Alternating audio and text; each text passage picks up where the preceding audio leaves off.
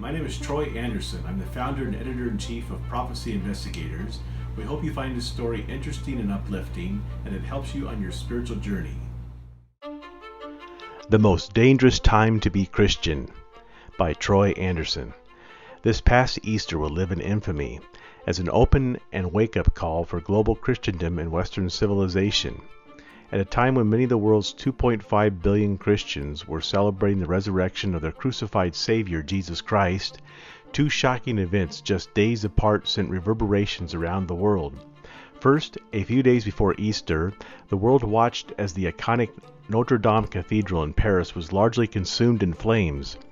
In an article the following day, nationally syndicated radio talk show host Dennis Prager captured the tragic irony of the disaster. Quote, "The symbolism of the burning of Notre Dame Cathedral, the most renowned building in Western civilization, the iconic symbol of Western Christendom, is hard to miss," Prager wrote in his column, Notre Dame an Omen. It is as if God himself wanted to warn us in the most unmistakable way that Western Christianity is burning, and with it Western civilization. A few days later, on Easter Sunday, over 250 people were killed, including nearly 50 children, when 3 Christian churches and 3 luxury hotels in Sri Lanka were targeted in a series of coordinated Islamic terrorist bombings. Quote, "What you have in these kinds of events are people who have a radical agenda, who want to attack churches, attack Christians, and destroy the freedom of religious expression of Christians," David Curry, President and Chief Executive Officer of Open Doors USA, said in an exclusive interview. This attack on these churches, by the way, is not rare. It's happening regularly in various parts of the world where Christian churches are attacked, not just on Easter, but many times throughout the year. It's based on this radical idea that they think Christians are infidels and they want to eradicate them. This attack on Christians, among the worst in modern history, came amid reports that persecution of Christ's followers globally is worse today than, quote, "at any time in history." Not only are Christians more persecuted than any other faith group, but ever-increasing numbers are experiencing the very worst forms of persecution, according to the authors of a study by Aid to the Church in Need. Quote, "There is a war being waged against the world's Christians, and unfortunately American Christians have been lulled or shamed into silence, while secular and progressive voices in media and our own government have sought to keep us in the dark about the brutal worldwide war being waged against Christianity in a growing and record number of countries." Dede Laugesen, Executive Director of Save the Persecuted Christians Coalition, said at the recent National Religious Broadcasters Proclaim 19 convention in Anaheim, California. "Rest assured, the cake baker here in the United States, the 15-year-old schoolgirl being held by jihadists as a slave for life in Nigeria, and the imprisoned North Korean being slowly starved to death for the crime of being Christian are casualties of the same brutal war that has been festering for centuries. This war, most accurately, a war between love and hate, a war between good and evil, is raging and spreading like a wildfire left to burn uncontrolled. All this has occurred," Laugesen continued, "as the citizens of the only nation in the world built upon the principles of Christian love and justice are safely sleeping in a carefully constructed bubble of ignorance and distraction. This may be the most dangerous time in history to be a Christian. More Christians have died for their faith over the last 100 years than in all prior centuries since Jesus' time," Laugesen said. An April 2019 study commissioned by the United Kingdom's Foreign Office echoed this assessment, noting Christians are, quote, "by far the most persecuted religious group and are experiencing what amounts to genocide in some parts of the world." Quote, "The eradication of Christians and other minorities on pain of the sword or other violent means was revealed to be the specific and stated objective of extremist groups in Syria, Iraq, Egypt, northeast Nigeria, and the Philippines," Bishop of Truro, Reverend Philip Monstephen wrote. An attempt to erase all evidence of the Christian presence was made plain by the removal of crosses, the destruction of church buildings and other church symbols. Where these and other incidents meet the test of genocide, governments will be required to bring perpetrators to justice, aid victims, and take preventative measures for the future. The main impact of such genocidal acts against Christians is Exodus. Christianity now faces the possibility of being wiped out in parts of the Middle East where its roots go back furthest. In Palestine, Christians number below 1.5%. In Syria, the Christian population has declined from 1.7 million in 2011 to below 450,000, and in Iraq, Christian numbers have slumped from 1.5 million before 2003 to below 120,000 today. Pockets of Christianity face extermination. Today, according to Open Doors, which supports persecuted believers around the world, Christians are the most persecuted religious group on the planet. While Christian persecution takes many forms, it is defined as any hostility experienced as a result of identification with Christ. The persecution of Christians is a serious issue for believers throughout the world, many of whom are beaten, tortured, beheaded, crucified, raped, imprisoned, or enslaved, or wind up losing their livelihoods, homes, and assets as a result of their faith. Trends show that countries in the Middle East, Asia, and Africa are intensifying persecution against Christians, and perhaps the most vulnerable are Christian women and girls, who often face sexual assault and double persecution for their faith and sex. Each month, on average, 345 Christians are killed for faith-related reasons. 105 churches and Christian buildings are burned or attacked, and 219 Christians are detained without trial, arrested, sentenced, or imprisoned, according to Open Doors. Today, nearly 250 million Christians experience high levels of persecution in the countries on Open Doors' World Watch list. Quote, "It's severe, and we base it on the fact that there are more Christians being persecuted than ever before, and the intensity is higher," Curry says. Sometimes it's governments that are doing it, other times it's non-state actors and radical groups like ISIS and others. Persecution has been spiking for the last 7 to 8 years in record numbers, and every year it seems to be getting more intense. Christians in a record number of countries are being subjected to brutal human rights abuses and even genocidal violence by authoritarian regimes and radical groups, according to STPC, a coalition of over 130 faith leaders and community influencers. There have been 26 million martyrs over the past 100 years, which is more than the previous 1900 years combined, says Kevin Jessup, chairman of the board of STPC, which endeavors to provide American policymakers with the popular support they need to effect real change worldwide and alleviate the suffering being experienced by so many of those following Christ. If you think of the worst atrocities in the history of the world, what Pol Pot did in Cambodia, what Adolf Hitler did in the Third Reich, what Joseph Stalin did in the Soviet Union, what Mao Zedong did in China, and if you put the numbers of people that they killed together, they would pale by comparison to the number of lives that are being destroyed. Not in every case people being killed, but their lives are being destroyed around the world today, says Frank J. Gaffney, President and Chief Executive Officer of STPC and former Deputy Assistant Secretary of Defense for Nuclear Forces and Arms Control Policy during the Reagan administration. In 2018, Open Doors estimated there were 215 million Christians who were heavily persecuted, not just inconvenienced or suffering, but heavily persecuted, meaning tortured, raped, sold into slavery, crucified, murdered, expelled from their homes, and harmed in egregious ways, including genocide, Gaffney says. But their estimate in 2019 is there are now 245 million Christians who are experiencing that kind of persecution, he says. 1 in 9 Christians experiences high level of persecution. Globally, 1 in 9 Christians experiences high levels of persecution, and Islamic oppression fuels Christian persecution in 8 of the top 10 countries on Open Doors' World Watch list. Open Doors has identified many factors behind the increase in persecution, including the rise and spread of radical Islam. Quote, "It's more than just whether ISIS owns territories," Curry says. "They don't need territory to share their ideas. These ideas, first recognized in Osama bin Laden and Al-Qaeda, are now widely spread, and it's like a cancer that is metastasized. That's a driver that is still in place, and it's driving persecution in a number of countries in the world. So when you look at the top countries on the World Watch list, North Korea is number 1. But then you jump to Afghanistan, Somalia, Libya, Pakistan, Sudan, Eritrea, Yemen, Iran, all those countries are driven by radical Islam. They have a radical ideology that wants to force Islamic beliefs on other people, attack Christians, and restrict the right of Christians. This means that for millions of Christians, particularly those who grew up Muslim, openly following Jesus can have painful consequences. But it's not just adherents of radical Islam that persecute Christians. For the first time since the start of the World Watch List over 2 decades ago, India has entered the top 10. Additionally, China jumped 16 spots from 43 to 27.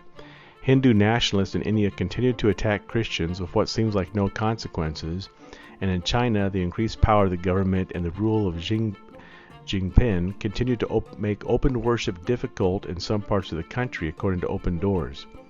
And while the violent excesses of ISIS and other Islamic militants have mostly disappeared from headlines in the Middle East, their loss of territory there means that fighters have dispersed to a larger number of countries, not only in the region, but increasingly into sub-Saharan Africa. Quote, despite broad-based agreement that people should not suffer for their faith, in spite of most of the world's countries signing on with the UN Declaration of Human Rights, more than 80% of the world's population lives in religiously restricted atmosphere. Sam Brownback, the U.S. Ambassador at Large for International Religious Freedom, told hundreds of mostly Christian television and radio broadcasters at the NRB International Christian Media Convention. Quote, as I travel the world, I'm struck with stories of men and women who suffer restrictions, discrimination, and persecution, yet their souls are beautifully crafted through pain. It is their voices that spur me on in our office and work, and I believe it is their voices that will help turn the tide of religious persecution around the world. Voices of the persecuted. One of these voices is American pastor Andrew Brunson, who spent a couple of years at a nightmare prison in Turkey until President Donald Trump intervened late last year. Afterward, Brunson, who had been in Turkish custody since October 2016, returned to the United States. He was accused of being party to a failed coup attempt against Turkish leader Recep Tayyip Erdogan, charges he denied. Brunson's imprisonment sparked a diplomatic conflict between the United States and Turkey, with Vice President Mike Pence, Secretary of State Mike Pompeo, and Trump's Twitter accounts all calling for Brunson's release, while Erdogan insisted on a prisoner exchange. Then, in October 2018, a Turkish court ordered Brunson's release amid reports of a, quote, secret deal. Quote, President Trump got this done, Brownback said. I was pushing, but he just got fed up and said, I'm going to slap these tariffs on, tank the economy, and wait for them to do the right thing. And they eventually did. No other president has ever put tariffs and sanctions on a fellow NATO ally, but this president did. While Brunson's story has a happy ending, many of the believers in prison for their faith around the world face horrifying conditions. He Wu, a pseudonym Open Doors created for a woman who spent time in North Korean prisons, lost her husband and daughter, and narrowly escaped with her own life. In 1997, amid a famine in North Korea, her daughter starved to death. Wu's husband fled to China, where he became a Christian, but he was caught by secret police and thrown in North Korean prison. He died there. It wasn't long after that Wu also escaped to China. A short time later, she was also caught by the secret police, sent back to North Korea, and put in a prison camp. In an interview with Open Doors, she explained what the conditions were like. Quote, there were different parts within the prison, Wu says. Some sectors did agriculture, some did construction work, some did mining. Men and women were separated. All the inmates seemed like they were about to faint. They were all hopeless and in despair, and plus they were starving. Each person received one handful of rotten corn, and there was nothing else to eat. We got something watery. It wasn't even a soup. We got those as food for the whole year, nothing else. And people are obligated to work more than cows or animals. Because everyone is forced to labor, people die from malnutrition. People died from accidents while working too. So many died, and there was no hope in the prison. All inmates were on the verge of death. Open Doors estimates about 250,000 people are suffering in North Korea's Nazi-style prison camps, 50,000 of whom are in prison for their faith. A 2017 report by the International Bar Association War Committee noted that a child survivor of the World War II concentration camp Auschwitz said the conditions in North Korea were as bad or even worse than what he experienced at the hands of the Nazis. The report described routine public executions carried out in front of both children and adults designed to, quote, subdue the prison population. Dominic Spudo, director of STPC and author of Heirloom Love, Authentic Christianity in This Age of Persecution, visited persecuted Christians in the Middle East several years ago and met a man who had been, quote, shot by men with beards and machine guns for preaching the gospel. The Lord miraculously healed him, and when I arrived, I met him in the same place, and he was still preaching the gospel, Spudo says. I was scared hanging out with him that day. Spudo went to his home and visited with him, his wife, and 3 children. Quote, it just etched something deeply in my spirit to see and meet with brothers and sisters who, for them, the normal Christian life is taking up the cross and denying themselves in ways that I never would have imagined, Spudo says. After I left them, a couple weeks later, a brother in their church was clubbed to death on his driveway in front of his own family. Another was shot in the back of the head. China and social credit scores. The violent persecution of Christians in the Middle East and other parts of the world is just one aspect of the persecution that believers are experiencing globally. In China, the world's largest country with 1.4 billion people, the nation's rapidly growing Christian population has recently experienced serious persecution. China's Communist Party is intensifying religious persecution of Christians, closing and demolishing churches, jailing pastors, and proposing a new state translation of the Bible that will establish, quote, a correct understanding of the text. Think about the 90 million Christians in China who are followers of Jesus who are now facing growing restrictions, having to deal with facial recognition technologies, and having a social credit score, Curry says.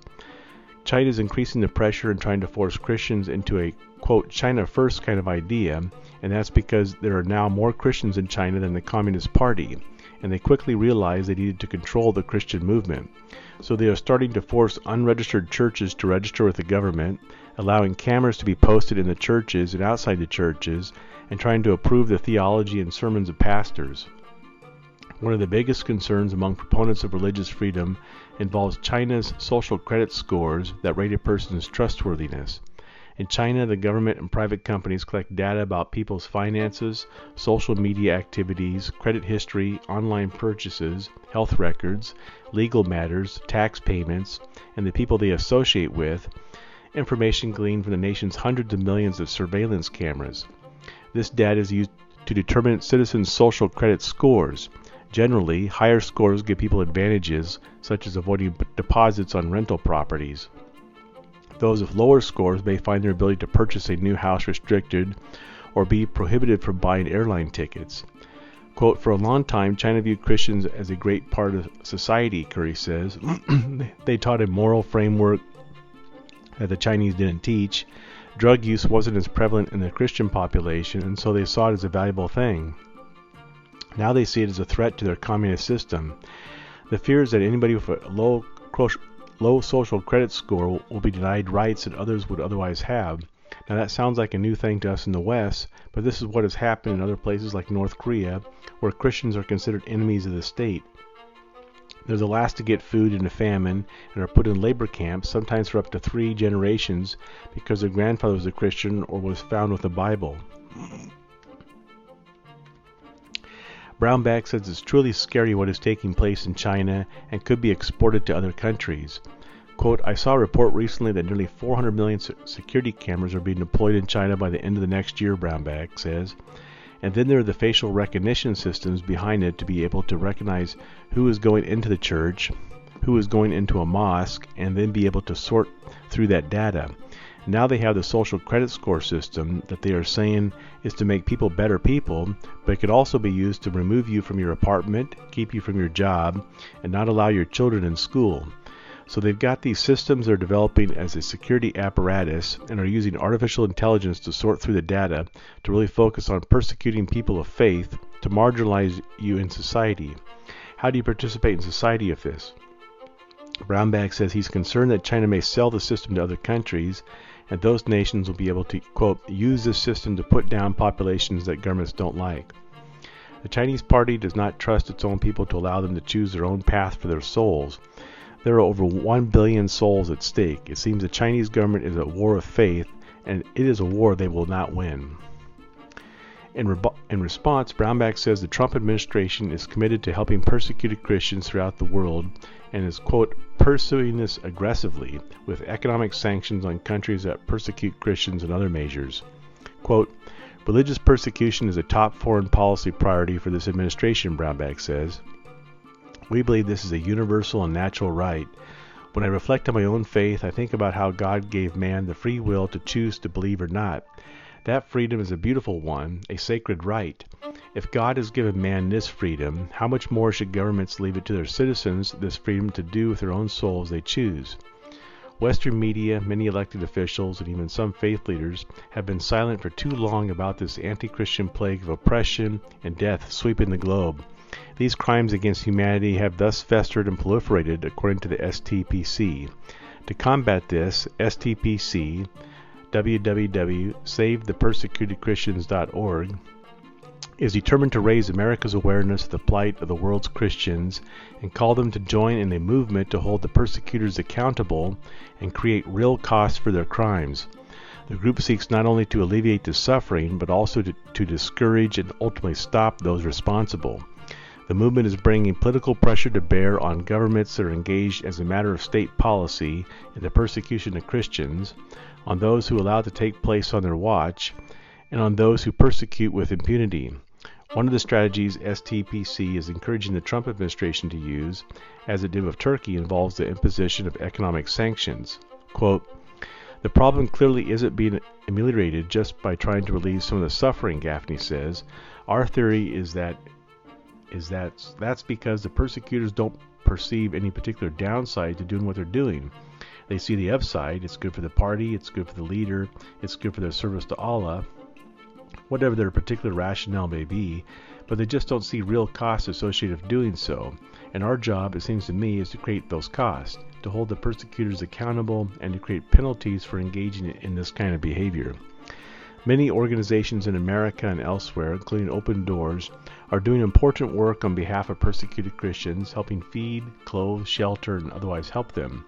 What is needed is more awareness on the part of the American faithful to drive charitable giving and to apply political pressure to enact policy that will relieve the suffering, obtain justice for those harmed, and exact heavy costs on persecutors of Christians, according to STPC.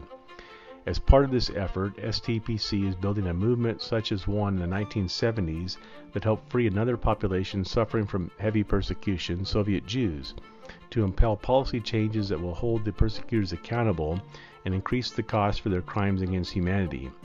During the Cold War, the Soviet Union ruthlessly persecuted the religious, particularly those of the Jewish faith. However, the 1970s, the quote, Save Soviet Jewry campaign launched an effort that would one day help free the Soviet Union's oppressed Jews. This campaign began with banners and signs outside synagogues and other houses of worship across America. Quote, over time it developed into a powerful political force, and a guy I happened to work for later by the name of U.S. Senator Henry Scoop Jackson turned it into a kind of punitive sanctions on the Soviets that we're talking about, Gaffney says. It was called the Jackson-Vanik Amendment, and what it said was simply that the Soviets would not get most favored nation status unless they let the Jews out and anybody else who wanted to go. President Ronald Reagan used, quote, economic warfare against the Soviet Union decisively to not only free a lot of Jews, but hundreds of millions of other people who were enslaved in the Soviet Empire, the, quote, evil empire, as it was famously called. The same thing could happen today with persecuted Christians, Gaffney says. At the first ever Help the Persecuted Summit in Washington, D.C. in March, Vice President Pence said no people of faith face greater hostility or hatred than followers of Christ. Quote, in Iraq, we see monasteries demolished, priests and monks beheaded, and the 2 millennia-old Christian tradition of Mosul clinging for survival, Pence said. In Syria, we see ancient communities burned to the ground and believers tortured for confessing the name of Jesus. It's heartbreaking to think that the Christian population in Syria has been cut in half in just the past 6 years, and many of those who remain have been displaced from their ancient homes. In Iraq, the followers of Christ have fallen by 80% in the past decade and a half. Like the, quote, miracle that helped free millions of Soviet Jews and others, Gaffney believes, quote, another miracle is entirely possible. Now, maybe it's not going to stop all the persecution all over the world, he says. Christ said that won't happen, but we could alleviate it in any of the places where it's currently happening, save lives, and save a few souls too. In addition, the group is lobbying Trump and Congress to serve notice that those responsible for persecution of Christians will jeopardize the benefits they garner from U.S. foreign aid, military sales, bilateral relations, and the opportunity for the leaders of these countries, their family members, and citizens of their nations to visit the United States, go to college, and maintain bank accounts in America. Critics of America's foreign policy in the Middle East have noted that the policies couldn't be intentionally designed to do a better job of liquidating Christians. Many of the Christians who have suffered and died have lived in countries that receive billions of U.S. taxpayer dollars every year. After trillions of dollars and thousands of American lives were sacrificed by the U.S. government over the last few decades, intervening in the Middle East, the birthplace of Christianity, Christian communities now face genocide and serious persecution.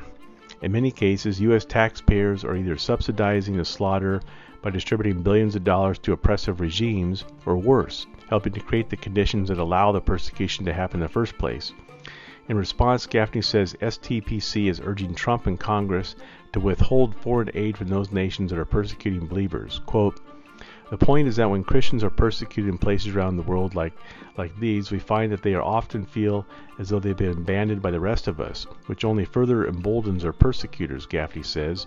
So I'm pleased to say I'm leading an organization that aspires to become a movement that will challenge the calculus with these persons, not simply by helping people who are providing symptomatic relief to those suffering, but by holding the persecutors accountable and creating real costs for what they're doing. The Save Us banner. The Save Us movement asks houses of worship and concerned Americans to place a Save Us banner in a prominent place to build awareness. People can encourage their pastors to visit the STPC website and order a free banner to display in front of their houses of worship. These banners feature a graphic, quote, "Save Us plea" with a cross in the coalition's website where Americans could learn about the global persecution of Christians and find out what they can do to help stop the violence. STPC also invites people and groups to host their traveling exhibit, The People of the Cross. This exhibit shows what millions of Christians are suffering. In the summer of 2018, as a side event to the U.S. Ministerial to Advance Religious Freedom, STPC debuted an exhibit at the U.S.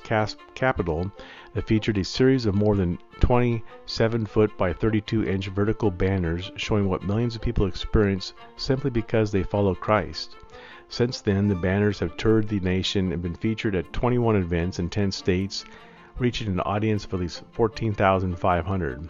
Also, with staggering statistics and the knowledge that most of these crimes are not covered in the media, STPC developed a special news aggregator, www.christianpersecutionnews.com, to capture those present-day stories of persecution that do make the news, and to provide STP coalition members an easy way to share these heartbreaking stories with others.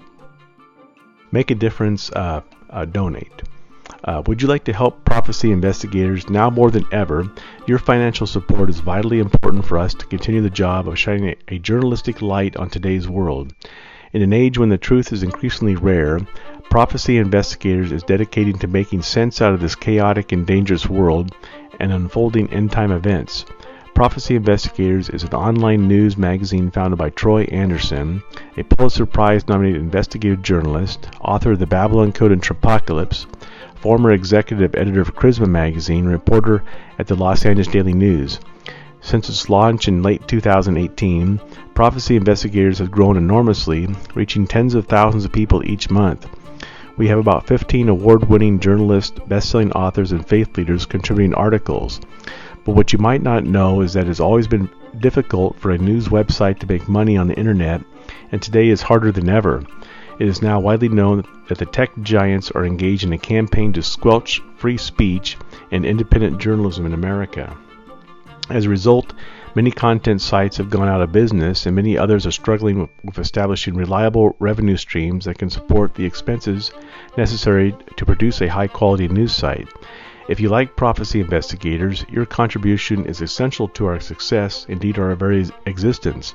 If every one of our readers donated just $5, $10, $25, $50 or more per month, we would not only be on a sound financial footing, but we'd be able to dramatically expand our reporting coverage and reach. The vision God has placed in our hearts is to reach millions of people with in-depth investigative articles, commentary, and videos, as well as the hope of Jesus Christ via Prophecy Investigators. We also have a vision to launch a television show. You can donate via PayPal in our store at the top of the homepage. You can also email Anderson at troyanderson.writer@gmail.com or prophecyinvestigators@gmail.com to arrange a PayPal donation. In addition, you can mail a check to Prophecy Investigators at Troy Anderson, CO, Prophecy Investigators, 14271 Jeffrey Road, number 257, Irvine, California 92620. Prophecy Investigators is a growing endeavor, so contributions are currently not tax deductible. Thank you very much. All of us at Prophecy Investigators deeply appreciate your support. You can further support Prophecy Investigators by advertising your book, ministry, or product on the site. Contact Anderson at troyanderson.writer@gmail.com or prophecyinvestigators@gmail.com to learn more. Thank you for listening to our Prophecy Investigators article. We hope you've enjoyed this story. Be sure to sign up for our free e-newsletter at prophecyinvestigators.org, and you can partner with Prophecy Investigators by going to the Donate tab at the top of our homepage. We'd be grateful if you'd like to help us spread the gospel of Jesus Christ around the world and help awaken the world to unfolding end-time events. Thank you very much, and God bless you.